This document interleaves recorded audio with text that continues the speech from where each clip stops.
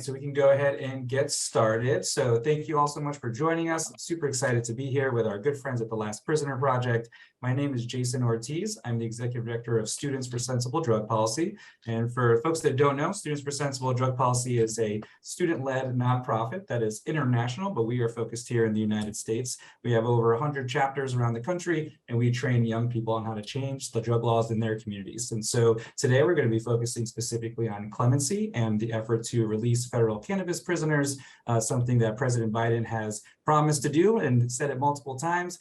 He just needs a little kick in the butt to get a little more urgency to get it done sooner rather than later. So I'm really pleased to be here with the Last Prisoner Project. We have some fantastic things we're going to talk about on exactly how clemency works and how folks can get involved in the movement to help free cannabis prisoners. And so I'm going to start it off with Sarah Gersten, who is the Executive Director, Co-Director, and General Counsel for the Last Prisoner Project. She's going to give us a little bit background on exactly what LPP is, how they do their work, and a little bit more specifically on how clemency works. Then we're going to talk to Stephanie Shepard, who is a member of LPP who is formerly incarcerated, can tell us a little bit about how important it is for folks to actually get the support from their surrounding communities and allies. And then Natalie Papillion, who will be speaking specifically on what is the current moment with the folks that are currently incarcerated in negotiations with the White House. So I'll start off with Sarah. Tell us a little bit more about who you are and what LPP does. Yeah, thank you so much, Gersten, for that introduction. Thank you to everyone at SSDP for having us and for partnering with us on what we feel is a critically important campaign. For those of you that are not familiar with Last Prisoner Project, we are a national bipartisan nonprofit focused on cannabis criminal justice reform. And what that means is that we are working to release every last cannabis prisoner. And that doesn't just mean walking someone through the prison gates. It means we also are working to ensure that folks have their records cleared, and also that we are working to give them the support and resources that they need to successfully re-enter. So what we like to say is we're working to secure full freedom for our constituents, hitting on those three pillars of release, record clearance, and reentry. But today we are going to talk about release and how we effectuate that on the federal level. But so a little bit more about Last Prisoner Project. We were really founded out of the belief that nobody should remain incarcerated for cannabis at the same time that others are profiting off of it.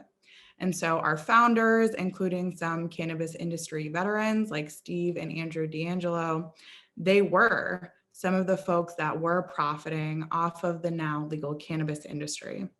But having transitioned from the legacy to legal market, they had friends and colleagues that were still in that legacy market that were still incarcerated at the same time that they were doing $1 million deals, literally taking their company Harborside public in Canada.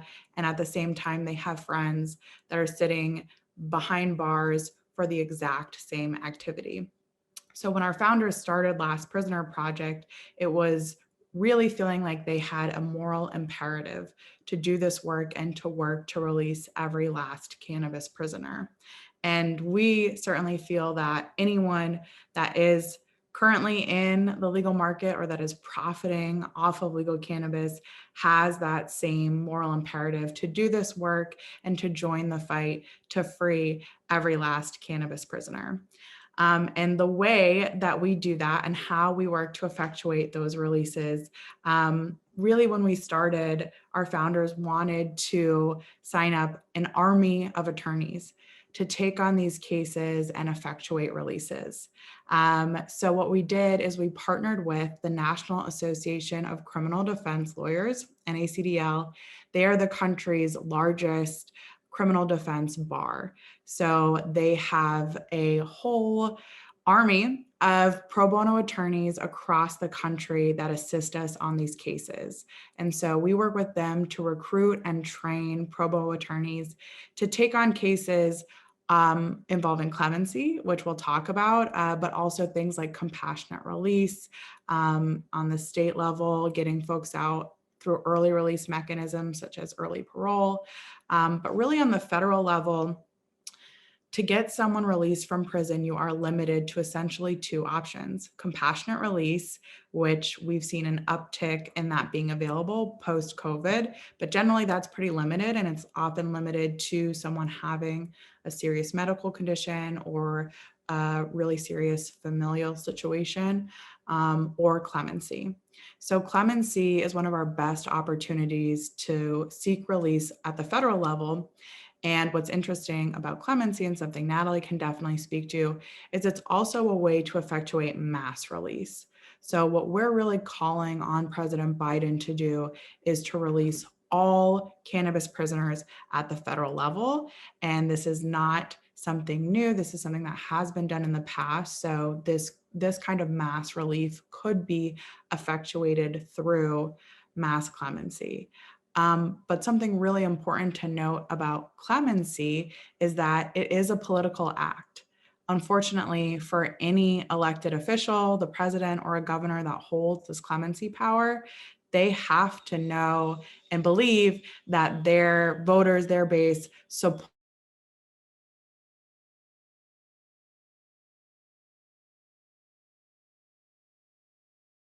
supports them taking this act, that the vast majority of Americans do believe that nobody should be incarcerated for cannabis at the same time that this legal industry is booming. And so that's why we are so excited to partner with SSDP to really harness the power of all of you motivated SSD peers and students on the advocacy side of this campaign. Because again, it is so important for this administration to see that they have the support of voters, that they will turn out the vote if they effectuate this act. And it's, again, something that we feel is just objectively a huge injustice to have folks still incarcerated at the same time that legalization and profits are being made off of cannabis. So we are really hopeful that you all will join us in that. I know we'll talk more about ways to get involved, but I'm going to turn it over to Stephanie to talk a little bit more about her experience and why, on the personal level, on the familial level, on the community level, this action is so, so critical and so important. Thank you, Sarah. Thank you all for being here. My name is Stephanie Shepard, and I am the Partnerships Manager with the Last Prisoner Project. I started as a constituent. In 2019, I was released from federal prison after serving my 10-year sentence for first-time nonviolent cannabis conspiracy. It was a shock.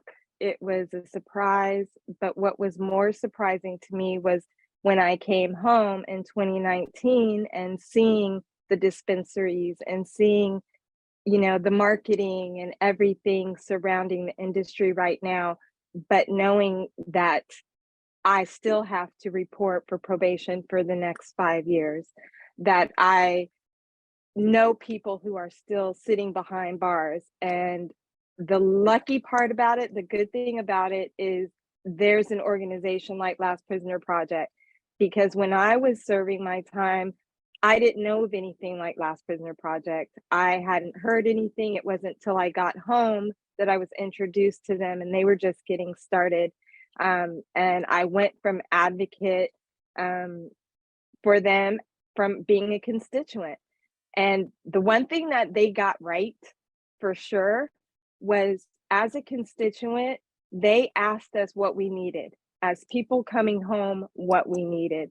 And I knew right then, when they were willing to listen and put those things into action, that it was something that I wanted to be a part of. And since then, it's been really, really amazing to see the work that's been done, that our policy team does, reentry. It gets frustrating sometimes, as you all know, but every day there's a win, and that's all we can really ask for. So that's kind of what drives me to do it. Why it's so important is because people need to move on with their lives. It's clearly not a war on the plant, because the plant's being sold on many different corners.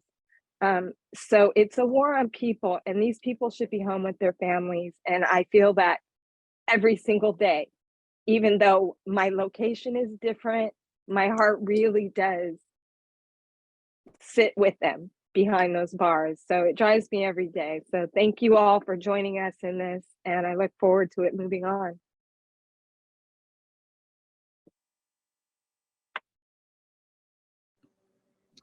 Thank you, Stephanie. Next, we have Natalie, and Natalie's been working directly with the Biden administration and the Office of the Pardon Attorney to secure clemencies for cannabis prisoners. Given those conversations, do you think that it's possible to make our campaign goal of 100 cannabis prisoners a reality in Biden's first term? I think it is definitely possible, Jason. So, like you mentioned, members of this, actually people on this call have been on in conversation with the Office of the Pardon Attorney, who's a former federal public defender, and she's a really reform-minded operator. I think she comes to this role from the perspective of a public defender, and she was really excited about not only expanding the use of clemency. It's something that has unfortunately dropped off significantly since its heights in the 1940s and the 1950s, but also thinking about it in a really systematic way. So she asked us about sort of classes of individuals that might be eligible for a presidential pardon or a presidential commutation. Cannabis, people with cannabis related convictions being obviously the broadest category. And she was really excited to bring that information, sort of bundle it up and bring it to, essentially her boss, President Biden, to make the case for using his unique power to grant clemency to like a group of folks, not just individual people sort of on the merits of their individual cases. So I think there's definitely excitement around this. I think there's definitely opportunity. I do think, to the reason we're all here today is it's going to take pressure. This is not a kitchen table issue for a lot of Americans. This is not something that President Biden feels is going to make or break his party's performance in the midterms. But we need to let him know that this is something that he promised on the campaign. He needs to be held to. And I feel confident that once that public pressure is applied, we're going to see more movement from both the Office of the Pardon Attorney as well as President Biden himself.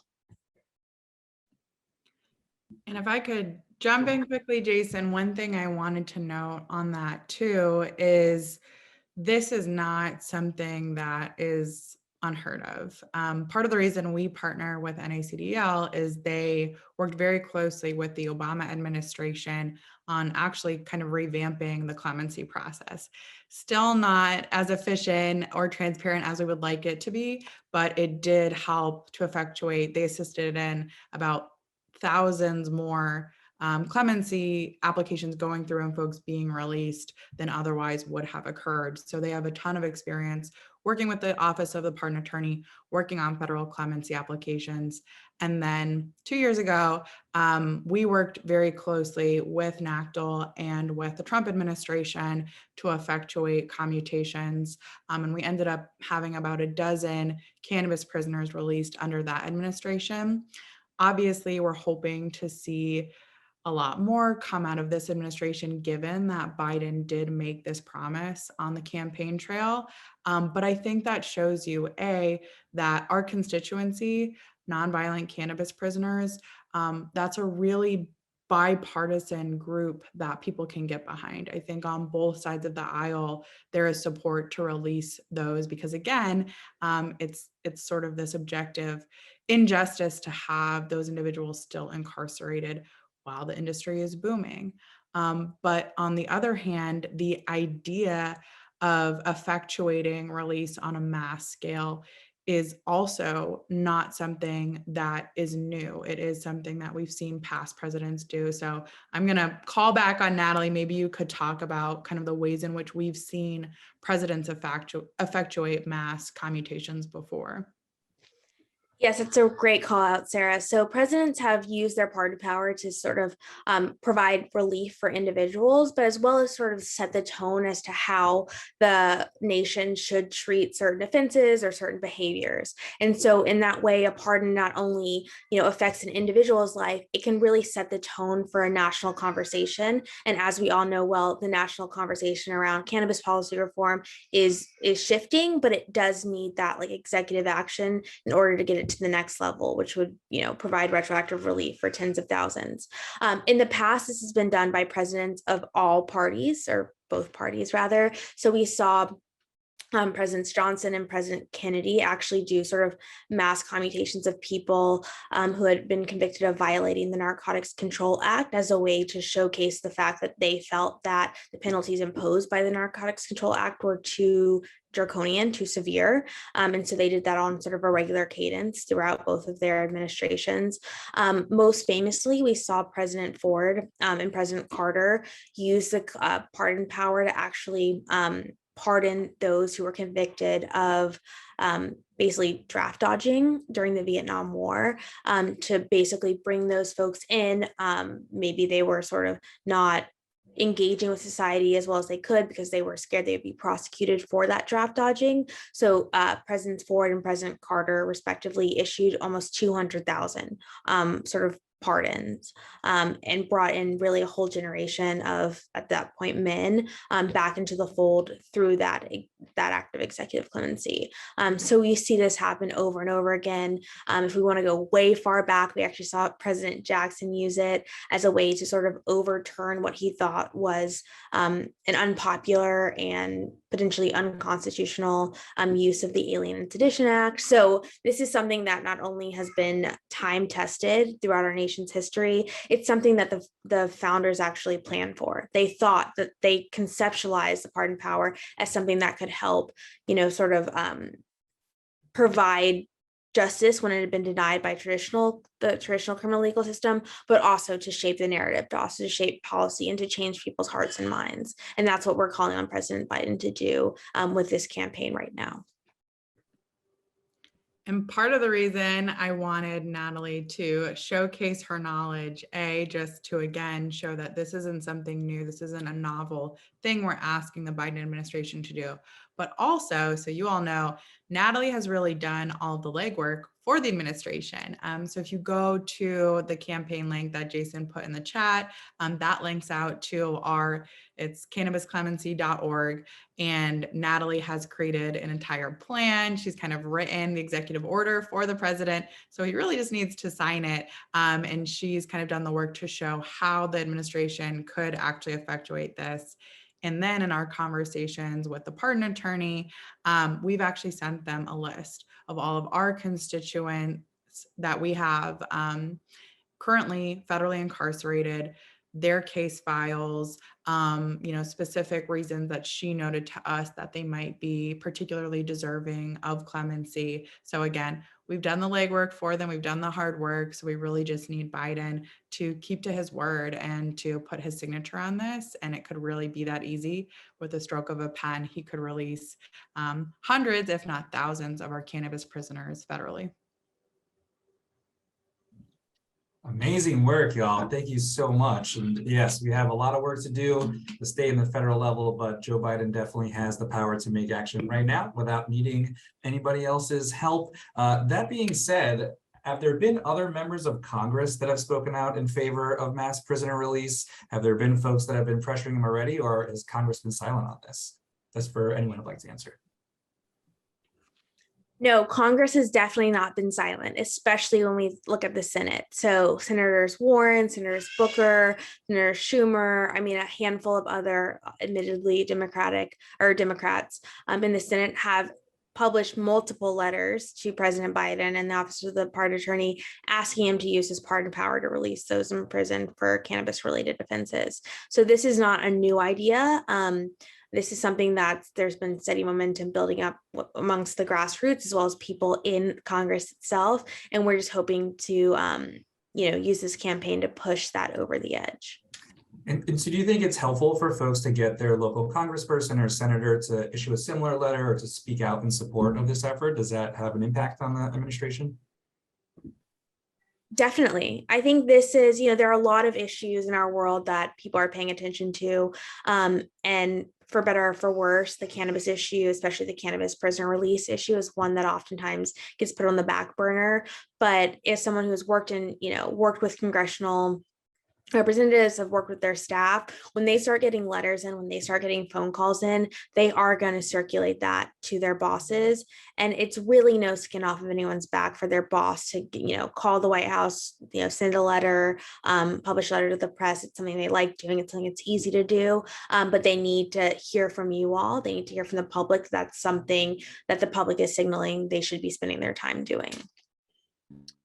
And I'll kick this one over to Sarah, because you mentioned that the industry is currently operating. Folks are selling thousands of pounds of cannabis. And so what are some of the sentences that we're talking about? Are these like 5-year sentences that folks have, just gotten caught up in the system? Is there significantly higher sentences? Because I know in the 90s, the laws were very different, and our current President Biden helped create some of those laws. And so are we still seeing the ramification of that, or is it more newer prisoners? Definitely. Unfortunately, we very much so are still seeing the ramifications of, even just the original provisions of the CSA and that crime bill that, of course, Biden had a hand in the 90s. So we have constituents who are still incarcerated from that time period. Unfortunately, we have constituents who are serving decades long, sometimes life sentences. And Stephanie can unfortunately speak to this from personal experience, but the way that the conspiracy laws work in this country is that you could have a really minor role in a cannabis conspiracy, but having a very minor role and not even really being sort of a major player in an operation that is perhaps trafficking very large quantities of cannabis, you get wrapped up in that conspiracy charge. And so you get sometimes a decades-long sentence, even if you never had any violence. This could be your first offense. And again, you could be having a very, very minor role. But again, the way that the conspiracy charges often work is that prosecutors and the U.S. attorneys will try to get you to name other individuals in the conspiracy, and of course plead out to that. So we see two things happen as a result of that. If you're unwilling to sort of name someone else in the conspiracy, you won't be offered as good of a plea deal. Or if you don't want to take a plea, if you say, hey, it's my right under the Constitution to go to trial. I, want to be judged by my peers, and I don't believe I deserve this really harsh sentence because I didn't have a massive role in trafficking cannabis. We see people get hit with what we call a trial penalty. So because they exercised that constitutional right to go to trial, they're often hit with a much more severe sentence than they would have if they had pled out. And that's why we see at the federal level about 98% of convictions end in plea deals. So if you are brave enough to exercise that right, which again is your constitutional right, you should absolutely be able to do that. That should be the way that our criminal legal system functions. Unfortunately, you get hit with a much more severe sentence. So those are just some of the ways that we see people get these really excessive sentences. But I do also want to point out one last thing, Jason, based on your question, which is that I think there is sometimes a misconception that we're incarcerating people for very low level possession. That's really not occurring in the US anymore, either at the state or federal level. Certainly people are still getting arrested. They're still suffering all of the collateral consequences that come with even just having a conviction for cannabis possession, which are numerous and oftentimes lifelong lasting. But when we're talking about lengthy terms of incarceration, either you're wrapped up in a conspiracy charge or you were distributing larger amounts. But certainly at the Last Prisoner Project, we believe those individuals still deserve their freedom as well. Because as you said, we're seeing mostly wealthy white individuals trafficking large amounts of cannabis and making millions of dollars off of it every day in this country. So there is still a hypocrisy in saying that someone, just because they were distributing larger amounts of cannabis, should be hit with a decades-long sentence or a life sentence is, of course, insane. But again, unfortunately, Stephanie can speak to having experienced that personally. Yes, I definitely experienced that. My plea was 8 years. So of course I would take it to trial at that point. 8 is 10 to me, 10 is 12. It's all too long. I was found guilty and remanded from the courtroom, and I never went home again after that. And then they put you through a bunch of other trauma, and then you come out the other side like, here, now you're on the streets. Yes, it's a blessing to be on the streets, but at the risk of violating, at the risk of making a mistake. It's constantly with me, even though I do everything I'm supposed to do and I'm the lowest level of probation. It's still probation. So definitely the whole system. When I think of Kevin Allen doing a life sentence, it breaks my heart. And then I go to an event where, like Sarah said, there's deals being made, but not many by that look like Kevin Allen. And so I really have no choice but to push forward, because it's traumatizing to me to continue to see people like Michael Woods in prison for it and what's going on outside here. Yeah, I think it's important to highlight the issue of the dealer or selling cannabis, right? Because that tends to be the difference between what gets decriminalized and what is still a felony. Here in Connecticut, where I'm at, they've decriminalized possession, but it's still a felony to sell cannabis. And so this is even after legalization. And so I can only imagine in places that, have not been that way, the ramping up of the penalties for sale specific, which is an economic crime, right? There are folks that are paying their bills right now with cannabis dollars that have been for many years and are doing so in order to make ends meet, right? And we're gonna hyper criminalize them for trying to do something that a dispensary probably sells more cannabis in a day than a lot of these folks got caught for. And so it is ridiculous that we have 19 states that have legalized. So it's not even a handful. That's 38 senators that represent states, that there is a constant amount of cannabis sales happening every single day, but we'll still stigmatize the concept of the dealer, right? And so I think that's an important thing for us to highlight here, is the folks that are doing the sales are folks that are just doing the same thing the dispensary is, trying to make ends meet, trying to make enough money to feed their family, but those laws remain on the books. So we have a lot more work to do everywhere we are. But Stephanie, for somebody that has gone through the process, and there are folks on the outside trying to figure out how to best support folks, what types of support from the outside did you find was like most helpful, most meaningful, or ways that folks can really focus their energies in a way that's most supportive? That's what I love about Last Prisoner Project, is these people that are incarcerated right now don't have to feel the way I felt. After state continued to legalize, and I'm sitting there and I'm watching it on the news and I'm reading it in articles, and I'm feeling like, what about me? Through newsletters, through the letter writing program, through staying in contact with our constituents, it's a way to let them know they're not alone. So when you feel like somebody's coming for you, if you're on a desert island and you know that someone is looking for you, someone's coming for you, you feel better. Every day feels better. But if you are sitting on that island, you never find out who's coming for you. You don't think anybody's looking for you. It makes each and every day that much worse. So I am proud to be a part of the letter writing program and getting not only brands and dispensaries, but their patients, their consumers, to write letters to let them know we're out here, we see you, we hear about you, and we're coming for you. So.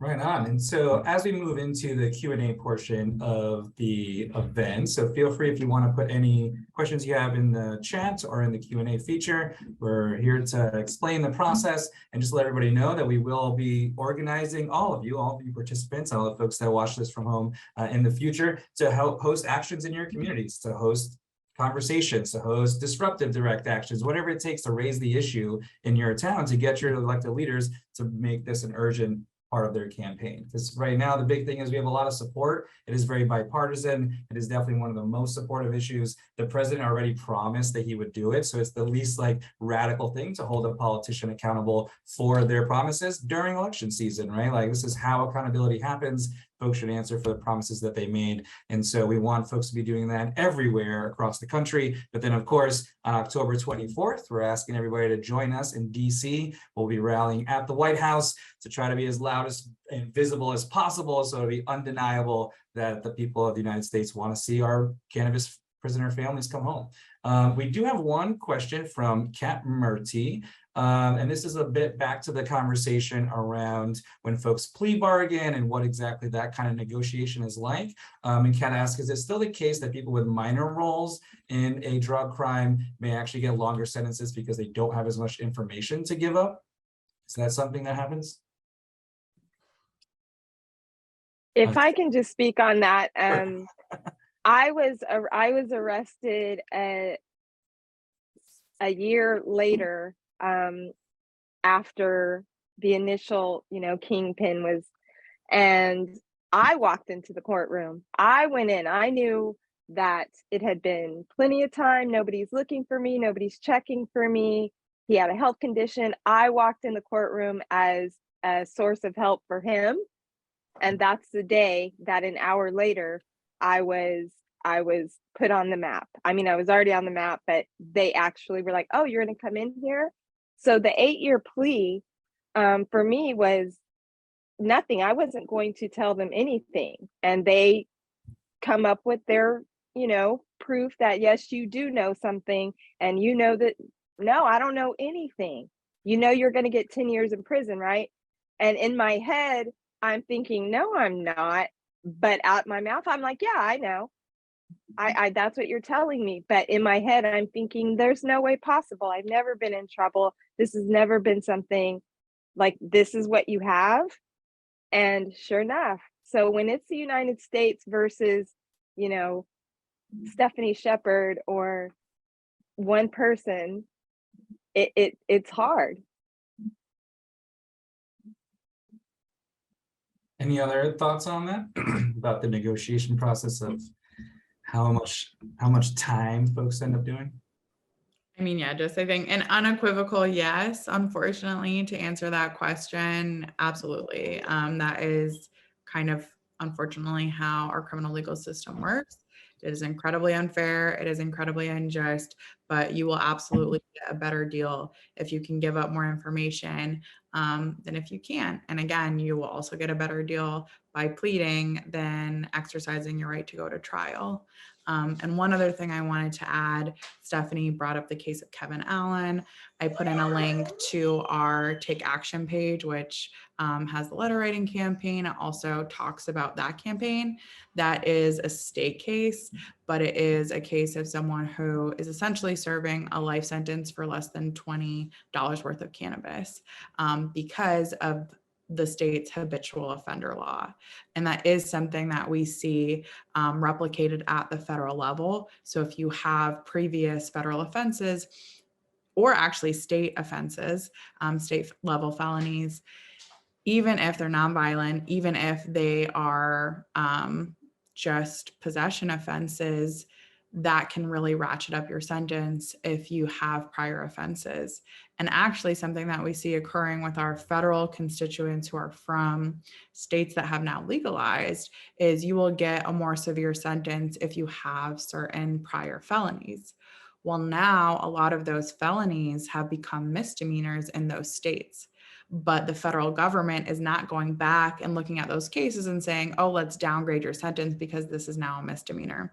There is no retroactivity happening in terms of the relief that the federal government is providing. So there are all these ways in which you would think the government would be automatically looking for sentence reductions, and they are not.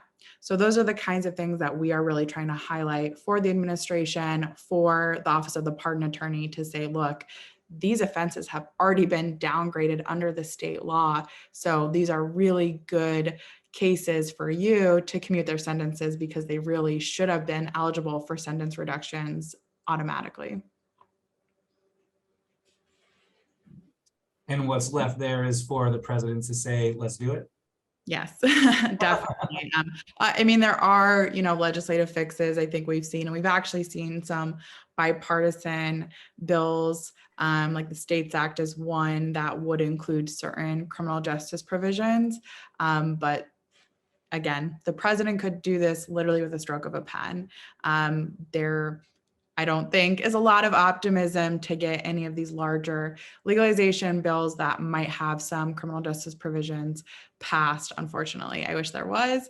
I wish we could get a legislative solution done before the midterms. I don't think any of us are optimistic about that. So we really want to put this pressure on the Biden administration.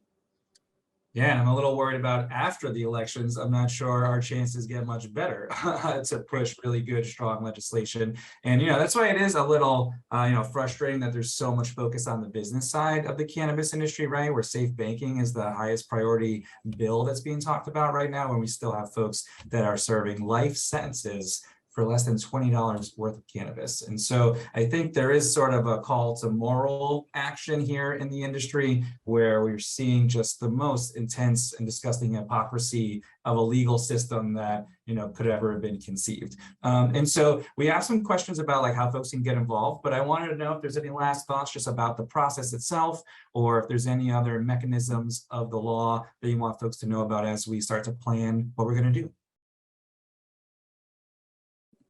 I'll just, before we talk about kind of ways people can get involved, I'll just also note, if you know someone who is incarcerated at the state or federal level that could use the support of Last Prisoner Project, either through clemency or compassionate release, please go to our website. There's a form you can fill out for them to see if they're eligible for our legal programs. We also have a micro grant program for folks that are coming home from being incarcerated. So if you know folks that could take advantage of those services, I will get the link and I will put that in the chat as well.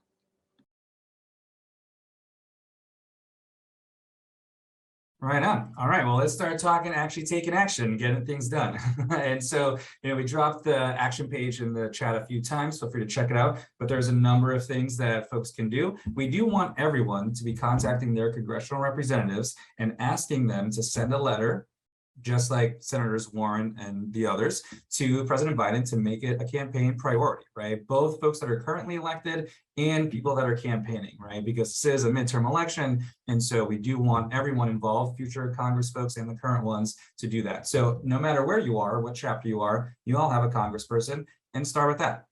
All folks also have 2 senators, right? And so if we can get the senators to do a similar thing and get on board with Senators Warren and Booker and Sanders, I believe, that itself would be a huge step forward and actually highlight and elevate that this is a major issue for folks, right? The second thing is we want folks to join us on October 24th, right? We definitely want to see as many people there as possible. We will be doing some civil disobedience. So folks that are interested in learning more about direct action and civil disobedience, we'll have a future forum specifically on that. But also we want folks to be able to get there. So anyone that can donate to the cause to help folks pay for travel or to help sponsor a chapter to get there would be a huge help. But in the meantime, everybody everywhere can be raising this issue in their communities right now and asking their congressional representatives to take a stand on it.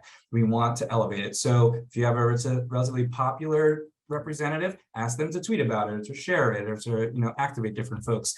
Or if you want to have a forum or a conversation on your campus and invite folks to join you, we also encourage everyone to do that, right? We can definitely find folks that can provide good expert subjective knowledge and be able to provide a good conversation how folks can get involved locally. So, no matter where you are, we definitely have lots of different things that folks can do. And we also want organizations to get involved, right? Like we have to lift this with as many hands as possible. So if you know other organizations that are working on federal prisoner release or any kind of clemency process, folks that are working on reentry services, anyone that wants to end the war on drugs, the more we can get folks to get on board and say this is the priority for the entire cannabis movement and the cannabis culture, then we can make sure we are collectively pressuring everyone to get involved. Those dispensaries that you shop at, or if you can't shop at it, that you may in the future, ask them to get on board, ask them to send a letter to their representative, because that's how we'll eventually pressure the local Congress people, is when the local business owners are also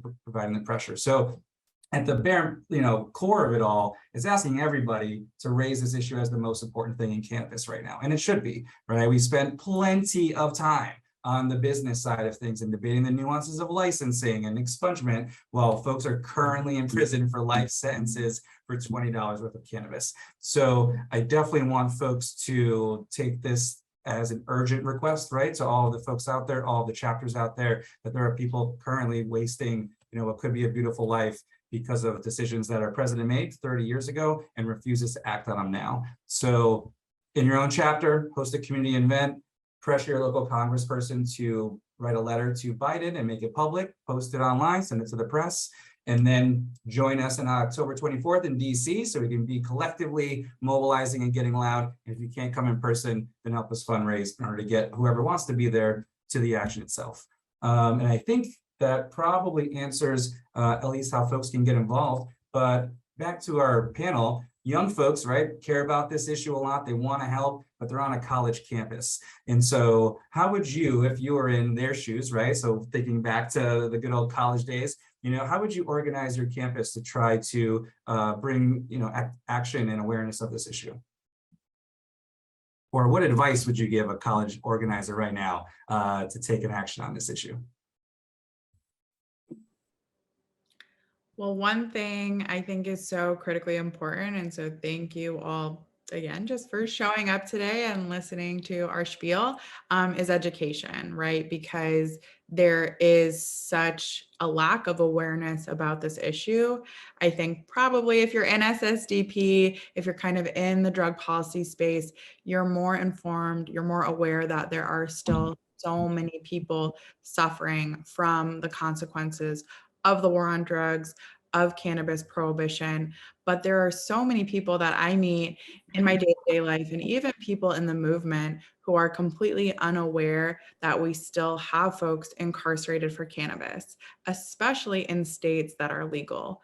And actually, even in some of the congressional reports I've seen that are trying to estimate the number of cannabis prisoners, I saw a line from a pretty reputable organization saying, we essentially are no longer incarcerating individuals in states that have now legalized. To Jason's point earlier, that's completely untrue. In every state that has legalized, there are still pretty severe penalties attached to things like distribution, having more plants than is the legal limit. So while we're not incarcerating people for possession, we are absolutely still incarcerating people for nonviolent cannabis offenses, even in legal states, and certainly at the federal level. Unfortunately, this year we saw cannabis arrests federally increase under the Biden administration. And so we really need to let folks know that this is still an issue, because there are so many people that think, oh, it's legal now, we are just letting everyone out of prison, we're no longer arresting and incarcerating people. And so it's not true. And so in order to have a mass mobilization, we need to first let folks know that this is still a problem. So I think that is one hopefully easy thing people can do, is talk to your peers about this problem. If you're at a party and people are smoking weed, say, hey, this is great that we get to do this here, and maybe we don't feel fear of going to prison or being persecuted for it, but a lot of people still are, and talk about that and make that a part of the conversation. So another question from Kat Mertzi is, where's the best place to get information about who is currently in federal prison? Like who's in there for cannabis versus other crimes? Or, is there a repository of that information that folks can look at? That's a great question. As Stephanie and Sarah are always hearing me talk about, it's really, really hard to get data around the scale and the scope of federal cannabis imprisonment. However, there have been some recent studies done by nonprofit organizations that have gotten us to like a general sense of how many people are incarcerated, and that's about 3,000 folks. So I'm going to find that and ping it in the chat. And then if you want to look at sort of what other people are in prison federally for beyond cannabis, you can go to the Bureau of Prisons website, and there'll be research reports that'll give you that breakdown. Thank you, Natalie. And I just want to lift the point that Kat made in the chat about youth being arrested, because it is only legal for folks over 18 or over usually 21. And so, you know, again, when we think about legalization as a term, right, it can mean a lot of things to a lot of people, but it feels much more commercialization is what's happening, right? Some folks can sell cannabis, but even if you're, you know, somebody that's in college and you're 18, you may, you know, still get in trouble all the way up to age 21. And in Connecticut, they tried to make the age 25 when we were still fighting about it. And so youth, right, are definitely going to be disproportionately impacted even after criminalization has happened. And we're actually seeing a lot of universities refuse to change their campus policies around cannabis possession even after legalization happens, right? And so there is a tremendous amount of collateral consequences that still exist from the war on drugs, again, even after legalization. So even if you're in Santa Cruz, California, you still got a lot of work to do in the local sense to make sure that all the different tentacles of the war on drugs are also erased, not just the ability to possess a very small amount. Folks should also be able to sell and cultivate as needed, just like the current cannabis dispensaries and manufacturers and cultivators are producing incredible amounts of plants. And so I think that's, you know, pretty much wraps us up here, unless we have any other questions in the chat. Speak now.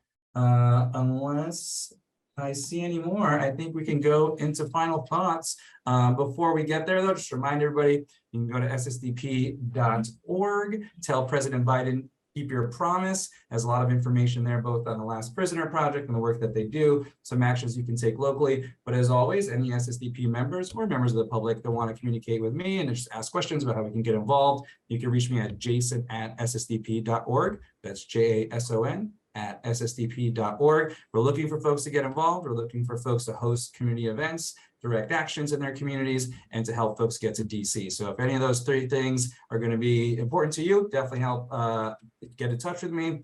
Let me know how we can connect with you. And in DC, we also need folks that aren't just going to get arrested, but also to provide lots of other services, to take pictures, to be there, to hold signs, to provide legal support. And so anyone that wants to get involved to help, there is a place for you in the movement to release federal cannabis prisoners. So with that, I'll just give all of our panelists, you know, a couple of minutes to wrap up. If there's any other resources you want to share with folks or anything else you want to do. But we will start with Stephanie and then Natalie and then end with Sarah. I just want to thank everybody for getting involved and to let you know ahead of time that it is greatly appreciated by our constituents and by our incarcerated cannabis community. I can definitely tell you that. Thank you. And thank you, Stephanie, for taking the time to help us do all this. And Natalie, final thoughts? Yeah, really appreciate this. You all are putting your bodies on the line for this really noble cause, and we're deeply, deeply grateful. I would also say that if anyone has any questions about the data, I know I pinged a bunch in the chat, but you can also shoot me a note at natalie@lastprisonerproject.org, and I'll try and get you what you need. So We'll no promises. Yeah. The data can be a little fuzzy. Yeah, another unfortunately underfunded piece of our federal government is good criminal justice data reporting. But yeah, echo the gratitude for all of you for being here, for wanting to participate in this. You can reach any of us. Our email convention is just our first name at Last Prisoner Project, or reach our info account on our website and you will get directed to the right person. If you have any questions, if you want to get more involved with LPP, with the campaign, of course. And yeah, one last note I did see in the chat, again, another great point, Kat, is that, yeah, we are seeing, to Jason's point, arrests and criminalization of certain people increase even in legal states because, of course, the industry has an incentive to crack down on sales that are happening outside of the legal and regulated industry. So all that to say, it's just such the case that this problem is ongoing. It's going to be ongoing, unfortunately, even post-legalization. Even if that happens federally, it's highly unlikely that all of the retroactive relief that we would want to see baked into legalization will be. So that's why this campaign is so important. We need executive action now. Our constituents, their families, their communities can't wait. And every day is such a monumental burden and strain on those communities. So again, we're so grateful for you guys for helping with this, and let's make it happen. Thank you so much, Jason and SSDP, for partnering with us on this. Yes, thank you, LPP, Sarah, Natalie, Stephanie. It's an honor. And yeah, so everybody remember, you can check out how to get more involved at ssdp.org, or just reach out to me directly, jason@ssdp.org. There's a place for everyone to help lift this issue. We have a lot of work to do, but if we can collectively mobilize and raise this issue and really point to the situation we're in, where there are 30 plus states with medical marijuana, 19 places that it's legal for adult use, and yet we still have thousands of people in federal prison and countless in state prisons. So please get in touch with us, organize in your community wherever you are, and then join us in DC on October 24th. So thank you all so much. Shout out to the SSDP crew in the back of the scenes. Louise, thank you for all your help. And we will be in touch shortly. If you get in touch with me, I'll be in touch personally. And then we'll have our next forum. We'll actually be talking about the specifics of direct action and civil disobedience in drug policy, which will be a good time. So thank you all again, and take care and have a good night. And we'll be in touch soon.